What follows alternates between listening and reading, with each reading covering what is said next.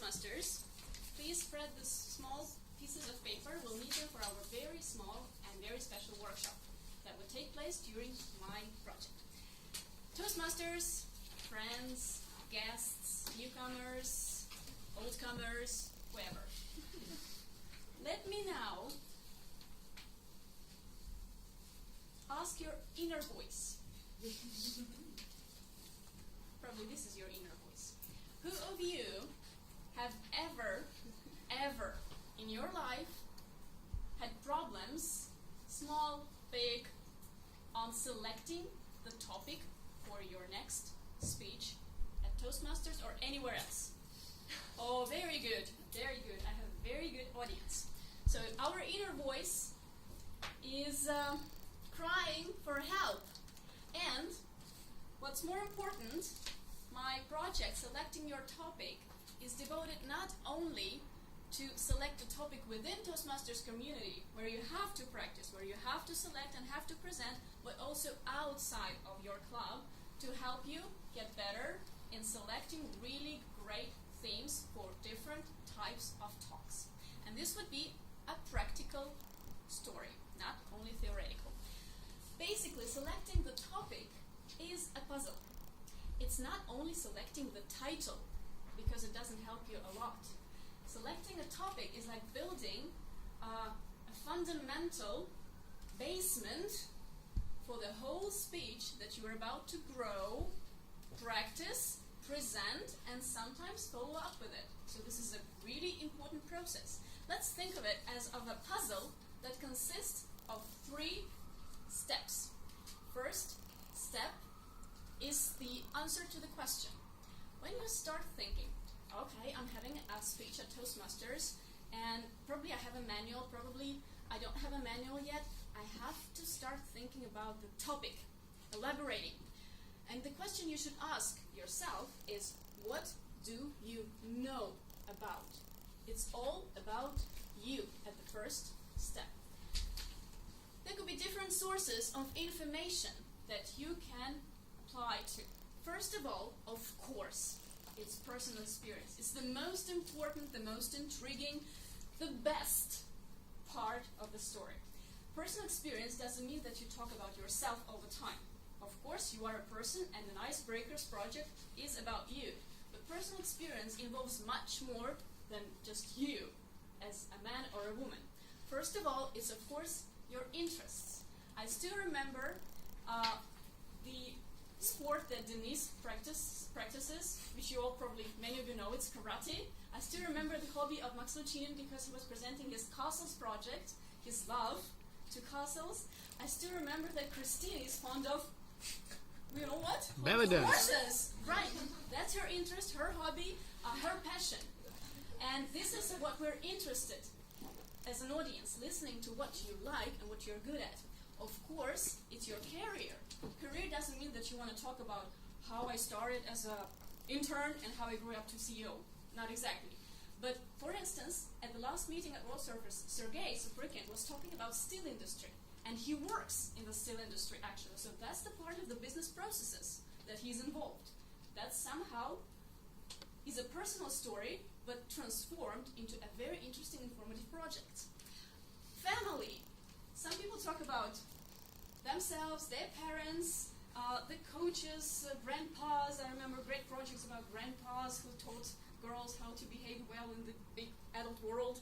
Children, their children, how to be child-free. I remember the great project, How Not to Be the Child-Free. That was an amazing project. Denise was talking about his wife and his newborn girl last time.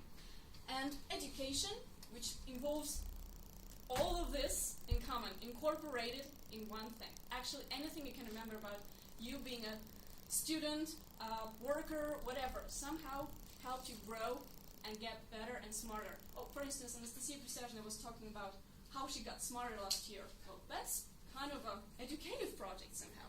The second is, of course, reference materials. So you can refer to books, magazines. Well, I actually copied this from the presentation. Hey, websites, just the internet, right?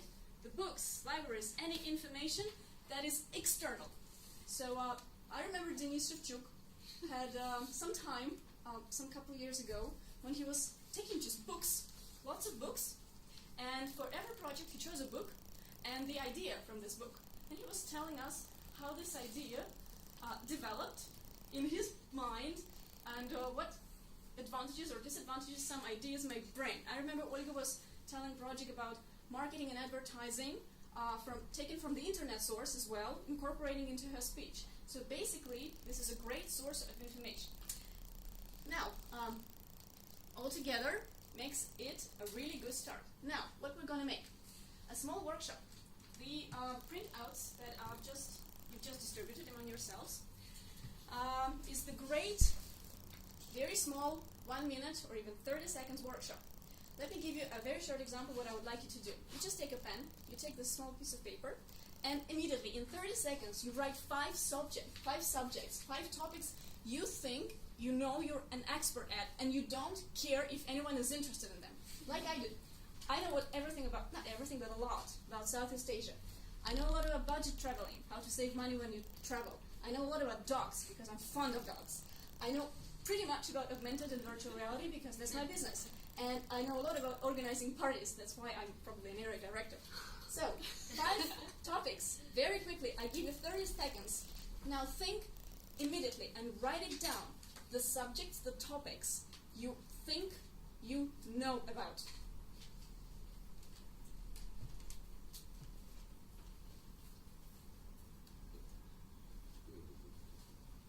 Henry, do the homework.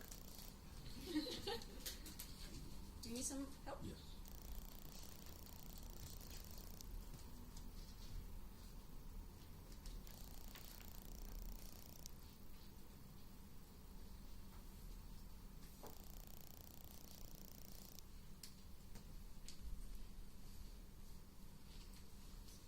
Think fast.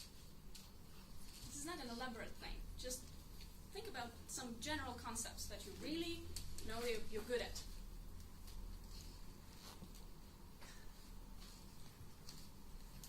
Okay, 10 seconds left. 5, 4, 3, 2, 1, go. Now stop writing. You probably have written even more than 5, or maybe a little less. But that's a good start for you for the next time to start elaborating into those things. The second question you should ask yourself when you're selecting your topic is that you take the subjects that you like and that you know about, and you elaborate into them and think which subjects actually matter to you, which you love talking about. I probably do not love very much talking about virtual reality, but that's what I know really well. And well, if I start elaborating, I might find some traits, some small stories into this concept that I really care about, that really matter to me. So for the next step, you choose those. Well, 5 is really just few. You should actually write like 30 or 40, because I know that you really guys are smart people. You're interested in many things.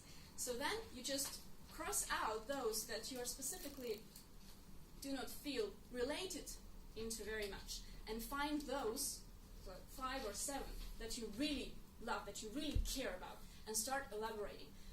Find other subtopics like 3 to 5. Take like a hierarchical structure so that you can choose from those subjects. This is extremely important. And I don't know who that guy is actually, but I found this quotation on the internet and I loved it a lot. So it's much easier to be convincing to us, the audience, when you care about your topic. So figure out what is important to you about your message, virtual reality, augmented reality, what is important to you that you care about. And then speak from the heart.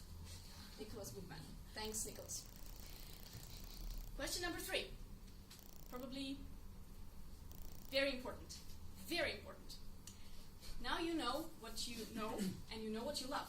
You're ready to talk about some probably interesting pedigrees of dogs that are brought out somewhere in Papua New Guinea. You love it. Yeah, you're interested. But does your audience care about that subject? Probably it doesn't. So no matter how great you are at this topic, how passionate you are, if you dance on the stage, Probably some people will get interested. But generally, you should know what is your audience and what does it care about. Analyze.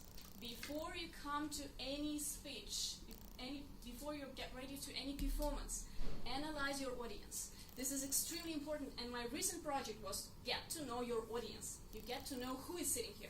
Before I started, I asked you a question. Your inner voice said, yes, tell me about that. Yes, we're interested. I actually know that you're interested because you're Toastmasters. You have to be interested. But sometimes you go outside of the club environment to conferences. I do that quite often. And you got to know if the audience is right for your speech. So I'll tell you some examples a little later. So you should know who is your audience. You should know what level of interest to your subject they have. You can ask them. You can ask the organizers. You can ask the president, the officers of the club, who is coming to this meeting. At least you can email people like many people in this community do, actually. They know, like lots of people. They email them beforehand, and they get answers. They can build the project based on the answers they got beforehand, and this is a great thing. This is a great thing to explore and analyze. Interest, educational level, everything matters, especially if you go outside and you really don't know who you'll be talking to. What is the occasion? In Toastmasters, the occasion is usually simple. The meeting, right? The regular meeting. Just talk about something, interest the audience, and you'll be fine. But at some specific events, there are special topics and themes for the meeting. And I'll give you some examples just in a couple of minutes. So if you go outside for the conference, for some performance, for Russian oratoric fights, like some Toastmasters did last year, get to learn what is the specific topic people want you to talk about. This makes your life very much easier. Learn about other speakers, what topics they're going to talk about. So do not repeat something else. And of course, you should consider some feedback and follow-up if people got interested in your topic, like we do in Toastmasters when we start the evaluations things. So this is all organizational stuff, and you actually, if you want to be a really good professional or half professional or one-third professional speaker, should consider those things to be done. Get to know your audience, get to know about the occasion, where you're going to talk about it. So I hate those structures, but this one is really good. To sum it all up, right now, before I give you examples, take the topics you know, list them, cross out the topics that you hate, and leave the topics that you love, and think about the topics your audience cares about. And here is the bingo thing. Here is the cross-section of all the 3 circles are the topics that you should talk about. Now let me give you some examples, too.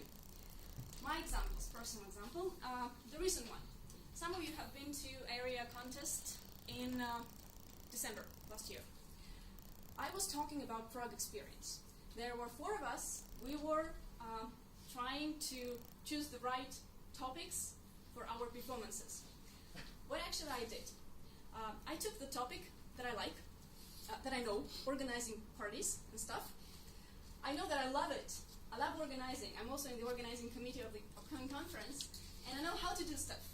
So I put a lot of attention to the organizational part in Prague, took pictures. I thought about this specifically, that I want to learn more from Prague experience. And I know that for many of us, Toastmasters leaders, organization of professional events like conferences is important. So I took this organizational part, Once Upon a Prague atmosphere, and gave specific examples how this was implemented in Prague, and what have I learned, and how do I want to make it happen here in Moscow conferences. So I'm somehow responsible for this promo part for the conference, the upcoming conference. So this topic was my favorite, and people got very much interested because they've never seen how many of us have never seen how the things are organized in Prague. So this was a good topic. The second thing is the upcoming conference, Virtual and Augmented Reality, that is in April. Actually, I'm the speaker there. And what they asked me, there are many speakers, professional, that know a lot about stuff like technology. And they said, we want some practical approach. We have marketing people, we have CEOs, they want to know numbers, they want to know statistics, they want to know how to implement, how to apply augmented reality into their businesses so the technology will work for them. And what I decided, okay, this is what I know, augmented and virtual reality, and what I like about that it brings a lot of fun to people. And we have projects in museums that brings a lot of fun to people. And we know statistics that people leave when they go to the museum and interact. So we gathered the statistics, and I said, okay guys, I'm going to talk about how augmented reality is implemented in museums and what impacts it brings. So this is the topic I chose, and they said, great, this would be really interesting and relevant. Now, so my topic is there in the middle. There's one more thing I want you to know. Another guy, and I have a magnet on my fridge, actually given at me at a barbecue party, that says, honestly, if everyone likes what you say, something is wrong with your message. So basically, the story is that a good topic, great topic, is like a unicorn. You want it to happen, but it doesn't exist. So guys, now, please, think about the topics you like. Think about the topics you know. Think about the audience. And finally, keep calm and enjoy public speaking. Thank you.